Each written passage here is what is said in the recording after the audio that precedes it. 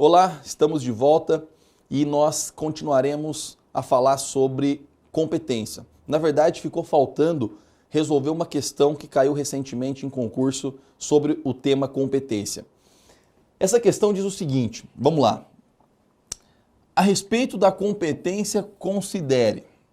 Veja as assertivas. Primeira, a incompetência absoluta deve ser arguida no âmbito de exceção de incompetência. Certo ou errado? Nós falamos no bloco anterior que a exceção de incompetência ela foi extinta do CPC de 2015. Agora se alega incompetência, qualquer uma delas, na própria contestação, como preliminar da contestação. Então, a incompetência absoluta deve ser arguida no âmbito de exceção? Não.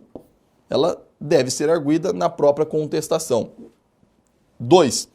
Declarada a incompetência absoluta, todos os atos do processo são declarados nulos por afrontarem expressa disposição de lei. Nós vimos também que o CPC de 2015 trouxe um dispositivo que permite que atos, inclusive decisórios, do juiz incompetente surtam efeitos, até que outra decisão seja dada em sentido contrário. Então, declarada incompetência, todos os atos do processo serão declarados nulos? Não. É possível que atos do processo, mesmo proferidos pelo juiz incompetente, sejam válidos e surtam efeitos. Então, também está equivocada essa assertiva. A 3. Declarada incompetência absoluta. O processo é extinto sem resolução de mérito por ausência de condições da ação? Errado. Declarada incompetência absoluta, em regra, o processo é remetido para o juízo competente e não extinto sem resolução do mérito. Excepcionalmente, a lei pode estabelecer hipóteses em que o processo tem que ser extinto, mas, em regra, declarada incompetência, o processo é remetido ao juízo competente. Então, errado. E, por fim, duas ou mais ações são conexas quando comum o objeto ou a causa de pedir. Cuidado, objeto é sinônimo de pedido. A lei usa sempre como sinônimo. Então está absolutamente correto, é exatamente o que o CPC diz lá no artigo 54 que nós vimos.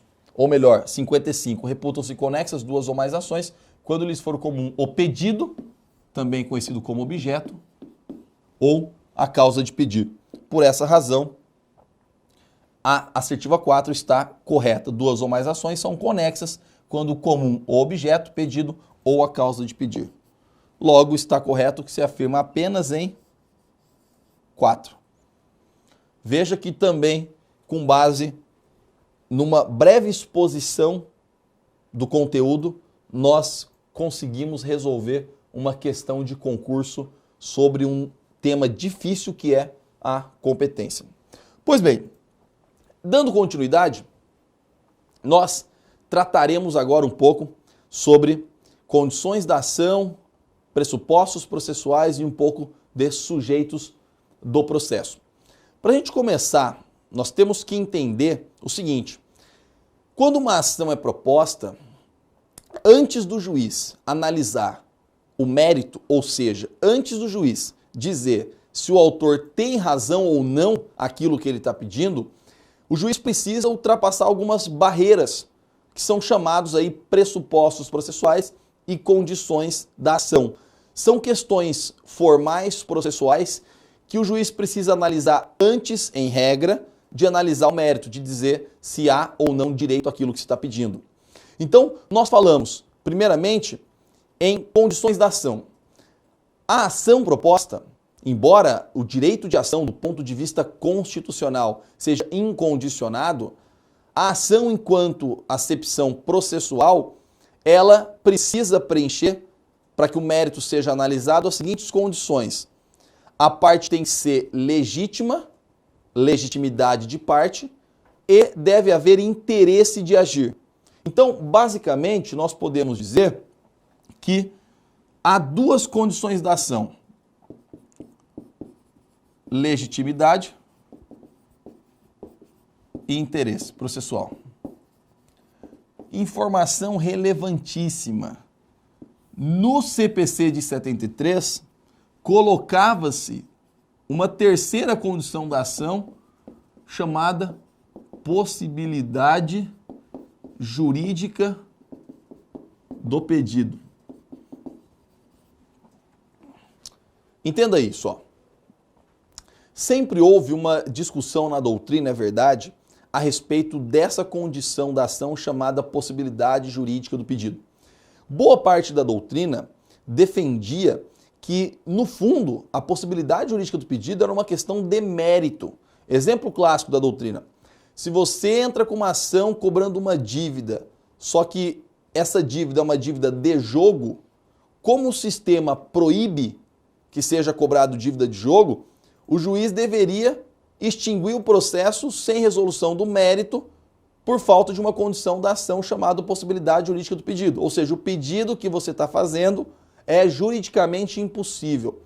No entanto, parcela da doutrina dizia que se isso acontecesse, o juiz deveria, na verdade, julgar improcedente, julgar, portanto, o mérito e não extinguir o processo sem análise do mérito. A verdade é que o CPC de 2015 veio falar apenas em duas condições da ação. Veio dizer o CPC de 2015 que para postular em juízo, a parte deve ter interesse e legitimidade, e não falou mais e não menciona possibilidade jurídica do pedido. A maioria da doutrina tem entendido, à luz do CPC de 2015, que não é mais uma condição da ação a possibilidade jurídica do pedido. Para alguns, ela passou a ser mérito, e há na doutrina quem coloque essa possibilidade jurídica do pedido dentro da noção de interesse processual, alargando, portanto, a ideia de interesse. Veja o que diz o artigo 17 do CPC de 2015. Para postular em juízo, é necessário ter interesse e legitimidade. Primeiro, quando a gente fala de legitimidade, a legitimidade que nós temos como regra no sistema é a legitimidade ordinária. O que é isso? Legitimidade ordinária. A pessoa, em nome próprio, pleiteia um direito que é seu. Então, alguém bateu no meu carro. Eu, Daniel, em meu nome, veio pleitear uma indenização porque eu tenho direito a ela, já que bateram no meu carro de maneira imprudente. Essa é a regra, legitimação ordinária. Aquele que é titular do direito tem legitimidade para pleiteá-lo em juízo. Só que o sistema admite, em determinadas hipóteses, não se esqueça, é exceção, a legitimidade extraordinária. O que é a legitimidade extraordinária? É alguém em nome próprio pleiteando o direito que pertence a outrem. Então, eu, Daniel, venho a juízo cobrar algo, por exemplo, que na verdade pertence, que é de titularidade do Bruno. Isso é legitimidade extraordinária. E o CPC permite, aqui no artigo 18, de certa maneira, veja, artigo 18, ninguém poderá pleitear direito alheio em nome próprio, ou seja, a regra é a legitimidade ordinária, salvo quando autorizado pelo ordenamento jurídico. Então, o ordenamento jurídico admite, quando expressamente ele diz, a legitimidade extraordinária. Também conhecida, apesar da polêmica, nós podemos tratar como sinônimo, também conhecida como substituição processual.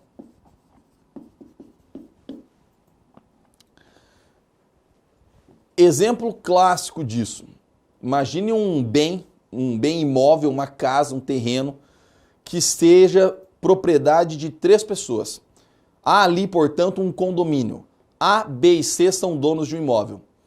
Alguém invade esse imóvel e, portanto, é necessário propor uma ação possessória, uma ação de reintegração de posse. É possível que o A, sozinho, entre com uma ação para tirar o invasor do imóvel. O A pode sozinho defender a coisa comum, o B pode sozinho defender a coisa comum e o C pode sozinho defender a coisa comum. É claro que é possível os três em litisconsórcio, nós vamos estudar já já, os três conjuntamente ajuizar a demanda. Mas nada impede, pelo contrário, a lei admite que um deles sozinho ajuize a ação para defender a coisa comum. Perceba que naquilo que toca a ele, a parte que pertence a ele da propriedade, há uma legitimação ordinária. Mas, no fundo, esse autor, esse que entrou sozinho com a demanda, ele está, de certa maneira, também defendendo interesses dos outros dois donos do imóvel. Nesse aspecto, há uma legitimidade extraordinária. Então, para que você possa ajuizar uma demanda, para que a ação possa ser processada e o juiz analisar o mérito, é preciso que estejam presentes as condições da ação. Primeira condição da ação, legitimidade. Regra, ordinária. Excepcionalmente, legitimidade extraordinária. Mas também é necessário que esteja presente, nós vimos, o interesse.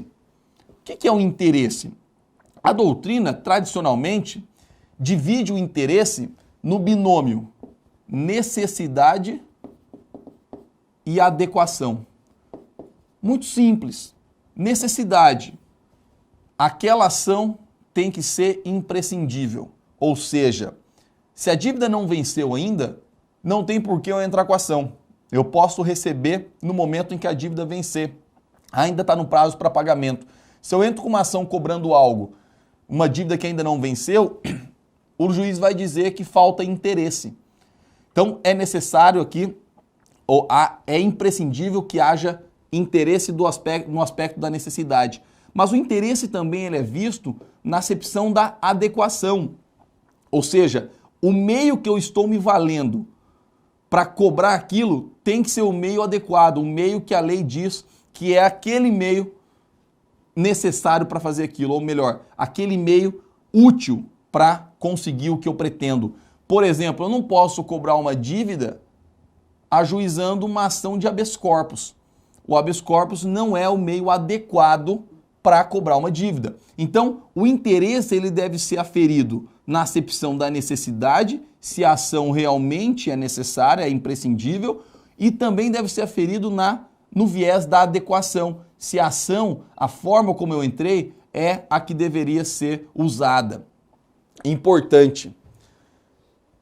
Se o juiz entender que falta uma das condições da ação, se o juiz entender que naquele caso o autor não tem legitimidade, ou então que não há interesse, o juiz extingue o processo sem resolução do mérito. É o que a doutrina chama de carência da ação. Então não se esqueça desse nome, porque ele costuma também ser cobrado. Carência da ação é a extinção do processo sem analisar o mérito, ou seja, sem analisar quem tem razão, quem tem direito, por faltar uma das condições da ação.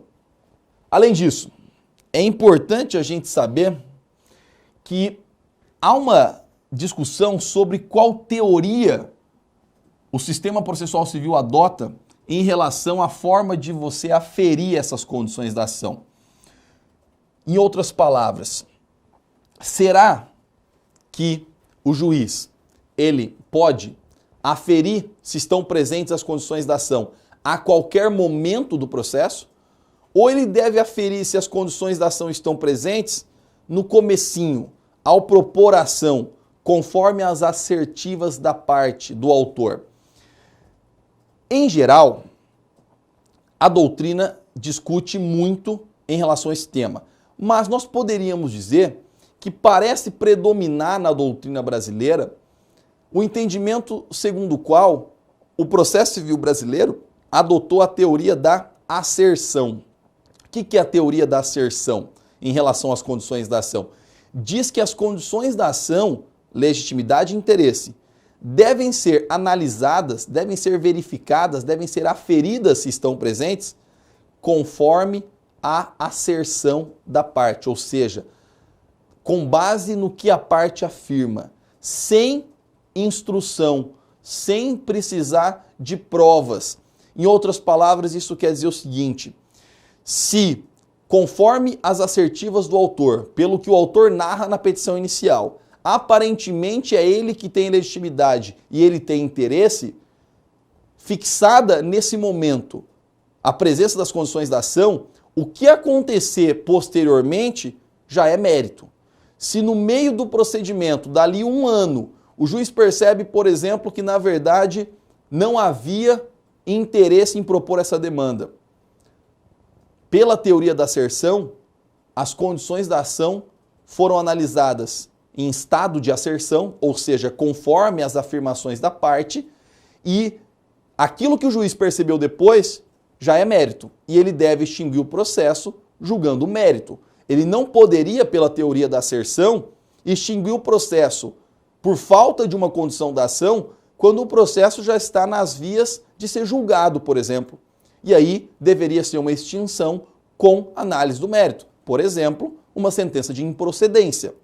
Fato é, pela teoria da asserção, as condições da ação devem ser aferidas em estado de asserção, conforme a narrativa das partes. Se a narrativa parece verossímil, no sentido de que há interesse e legitimidade, as condições estariam presentes e o que acontecer depois é a extinção do processo, mas não por falta de condição da ação. Agora, a outra parte da doutrina que não adota a teoria da asserção entende que as condições da ação podem ser aferidas a qualquer momento. Se no final do procedimento, se no final da fase instrutória, perto da sentença, o juiz entender que a parte não é legítima, ele percebeu, por exemplo, que quem sofreu o prejuízo não foi o autor, mas foi uma outra pessoa, o juiz poderia, mesmo depois de 3 anos de processo, extinguir o processo sem resolução do mérito por ausência de uma condição da ação. É a perda, por exemplo, a perda superveniente de uma condição da ação. Então, é importante que você saiba, embora esse assunto seja bastante polêmico, bastante denso, um assunto muito teórico, mas é importante que você saiba que a maior parte da doutrina brasileira adota a teoria da asserção. E muitos dizem que o CPC de 2015 teria adotado a teoria da asserção, especialmente porque ele vem com uma ideia de primazia da decisão de mérito. Então a ideia é, juiz, você só extingue o processo sem analisar o mérito por falta de uma condição da ação, se de plano você verificar que não há legitimidade ou não há interesse. Se houver produção de provas e você perceber que o autor não era legítimo, julgue o mérito. Veja quem tem razão e julgue, por exemplo, improcedente. Então é importante saber o que é essa teoria da asserção. Além disso, nós também temos, dentro dessa ideia de admissibilidade, ou seja, antes de adentrar o mérito, nós também temos que conhecer os chamados pressupostos processuais. Veja, além de analisar se a ação preenche aquelas condições, aqueles requisitos formais processuais, a doutrina entende também que o processo tem alguns requisitos que precisam ser analisados. Por exemplo, imagine que um juiz aposentado profira uma sentença. Essa sentença, ela é válida? Proferida por um juiz aposentado ou um juiz, por exemplo, que perdeu o cargo e não é mais juiz? Enfim, alguém que não tem jurisdição. Então, para que a gente possa ter uma visão melhor e mais organizada do sistema, é importante a gente saber que no momento em que se propõe uma ação, devem ser analisadas algumas condições da ação e também alguns pressupostos processuais. E a doutrina costuma dividir esses pressupostos em pressupostos de existência e de validade. Não é tão unânime e tão pacífico a forma pela qual a doutrina divide os pressupostos processuais. Como qualquer critério classificatório, ele é um pouco arbitrário, não tem certo ou errado, é útil ou inútil. Mas, no geral, a doutrina brasileira classifica os pressupostos processuais em validade e existência. Basicamente, só para que você tome conhecimento, você precisa saber que dentro dos pressupostos de existência, nós temos lá, para que um processo ele juridicamente exista. Veja, não é existência fática, É para que, do ponto de vista, por uma ficção, considere como se fosse um processo judicial. Que haja alguém investido na jurisdição, tem que ter um juiz, é necessário que haja uma petição inicial, uma ação, alguém tem que ter proposto uma ação. É necessário ainda que haja, segundo a doutrina clássica, isso vem sendo discutido, citação, e é necessário capacidade postulatória. Tem que ter um juiz, alguém tem que ter entrado com uma ação, o réu tem que ser citado e capacidade postulatória. Acima de tudo, do advogado, quem pode defender interesses em juízo validamente.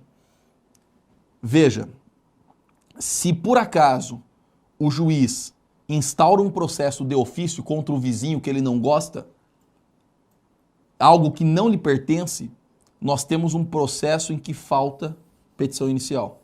O juiz agiu de ofício, instaurou um processo de ofício, nós podemos dizer que esse processo não tem petição inicial. Logo, falta um pressuposto de existência e, portanto, nós poderemos dizer lá na frente que esse processo tem um vício de inexistência. E quando a gente pensa em pressupostos da validade, para que um processo se desenvolva validamente, é necessário que seja um juiz competente, absolutamente competente.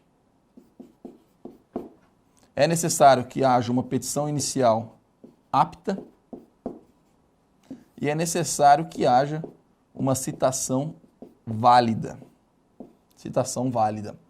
Além, claro, de não poder ter coisa julgada, litispendência, que vocês vão estudar com calma ainda.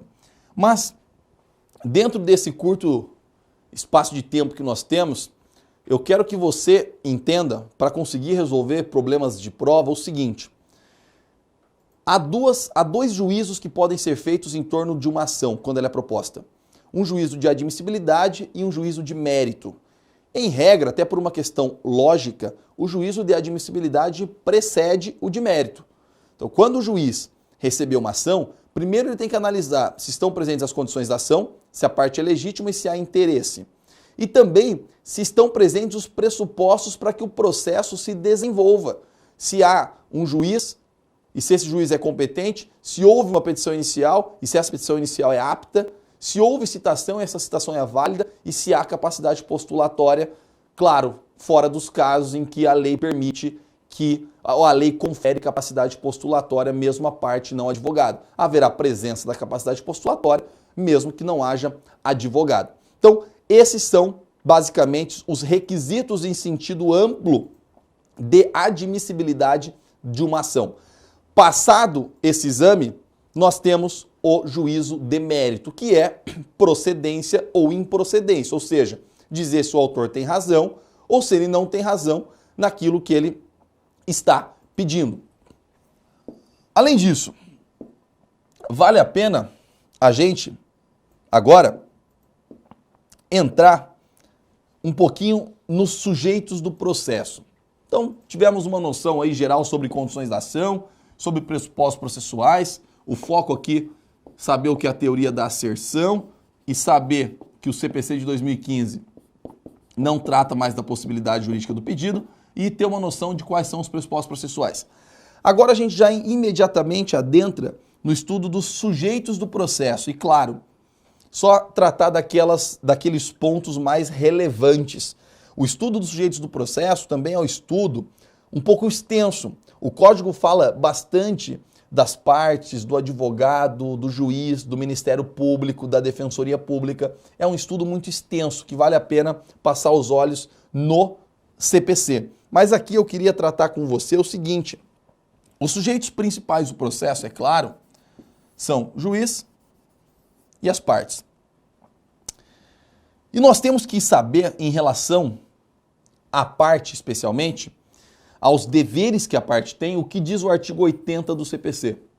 Considera-se litigante de má-fé aquele que vale a pena uma leitura nesse dispositivo. Só um exemplo. Quando que a parte é considerada um litigante de má-fé? quando ela deduz pretensão ou defesa contra texto expresso de lei ou fato incontroverso, ou quando ela altera a verdade dos fatos, ou quando ela usa do processo para conseguir o objetivo ilegal.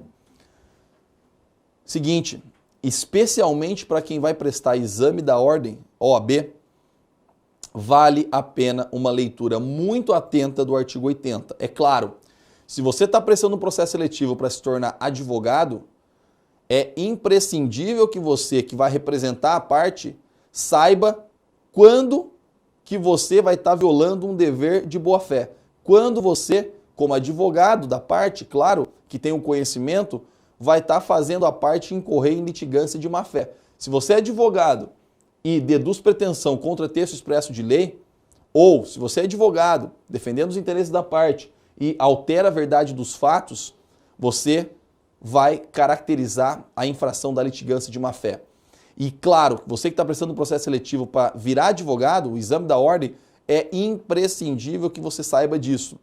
É natural que a OAB cobre o conhecimento desse dispositivo para quem vai se tornar advogado. Além desse dispositivo, eu sugiro também que você leia com bastante calma o artigo 85 do CPC. Por que o artigo 85? O artigo 85, ele é um dispositivo bastante badalado no CPC de 2015, porque ele trata dos honorários advocatícios. E claro, o exame da OAB, não preciso nem dizer, gosta muito de cobrar a questão sobre honorários advocatícios. É um tema muito caro à advocacia. E o artigo 85 do CPC mudou várias questões envolvendo honorários advocatícios. Então, também é um artigo muito extenso que vale a pena em poucos minutos você dar uma lida aí no Vadimeco. Bom, para finalizar,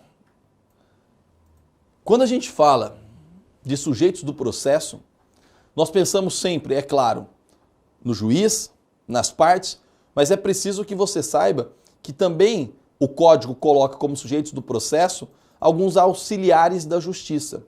E dentro dos auxiliares da justiça, né, nós temos lá perito, nós temos alguns outros auxiliares, mas eu quero chamar a atenção porque o CPC dá destaque a eles dos seguintes auxiliares de justiça: mediadores e conciliadores. Nós sabemos que o CPC de 2015 também vem com uma lógica de fomentar os mecanismos alternativos de solução de conflitos. Os mecanismos em que nós podemos resolver de uma forma um pouco mais amigável e menos litigiosa. E dentro dessa ideia de fomentar os mecanismos alternativos de solução de conflitos, o Código dá um destaque para dois auxiliares de justiça importantíssimos, que são os conciliadores e os mediadores. E vale a pena a gente saber, acima de tudo, pensando em prova, a diferença entre eles. Veja lá, diz o artigo 165, os tribunais criarão centros judiciários de solução consensual de conflitos, responsáveis pela realização de sessões e audiências de conciliação e mediação e pelo desenvolvimento de programas destinados a auxiliar, orientar e estimular a autocomposição. Ótimo. Isso é uma diretriz do CPC, autocomposição, não se esqueça. Agora, eu quero chamar a atenção no seguinte, veja o que diz os parágrafos 2º e 3º. Essa distinção, ela é muito propícia para ser cobrada em concurso público. O parágrafo 2º diz, o conciliador, que atuará preferencialmente nos casos em que não houver vínculo anterior entre as partes, poderá sugerir soluções para o litígio, sendo vedada a utilização de qualquer tipo de constrangimento ou intimidação para que as pessoas conciliem. Chamo a atenção disso aqui. Casos em que não houver vínculo anterior. Eu vou até destacar aqui, ó, em marca texto. Casos em que não houver vínculo anterior. Já o parágrafo 3º, veja lá, o mediador que atuará preferencialmente nos casos em que houver vínculo anterior, casos em que houver vínculo anterior. Veja, então o mediador atuará preferencialmente nos casos em que houver vínculo anterior entre as partes, auxiliará aos interessados a compreender as questões e os interesses em conflito, de modo que eles possam, pelo restabelecimento da comunicação, identificar por si próprios soluções consensuais que gerem benefícios mútuos. Vejam, para a gente encerrar esse bloco, fundamental dentro dos sujeitos do processo, especialmente dentro dos auxiliares da justiça, vale a pena um cuidado especial para o mediador e para o conciliador. Ambos pertencem a essa categoria de tentar fomentar e ajudar no fomento dos meios de autocomposição, dos meios não adversariais de resolução de conflitos. Agora, para o código, qual a diferença? O mediador, ele vai atuar naqueles casos em que houver um vínculo anterior entre as partes. Pensem num litígio de família, num litígio envolvendo o vizinho ou num litígio envolvendo uma questão societária. Casos em que há vínculo anterior e possivelmente esse vínculo ele vai se manter no futuro. Então, a técnica adequada é a mediação, a aproximação das partes para que eles mesmos cheguem a um consenso. Agora, também é possível resolver amigavelmente um conflito num caso em que não há vínculo anterior entre as partes. Pense, por exemplo, numa batida envolvendo dois veículos, duas pessoas que não se conhecem. Um caso em que não há vínculo anterior entre as partes. Aí a melhor técnica será a conciliação. Existe um profissional chamado conciliador que vai atuar nesses casos em que não há vínculo anterior entre as partes. E justamente porque não há uma necessidade de que eles se aproximem intensamente, porque não há uma relação que vai se perdurar, é possível que o conciliador, como diz o CPC no parágrafo 2º, ele sugira soluções. Ele tem uma participação um pouco mais ativa nesse aspecto. Então, conheça a distinção entre conciliador e mediador adotada pelo CPC, parágrafos 2º e 3º do artigo 165. Então, com isso, a gente termina essa parte de sujeitos do processo e no próximo bloco a gente vai continuando a falar sobre sujeitos do processo, mais intensamente nós vamos falar sobre litisconsórcio e intervenção de terceiros. Até lá!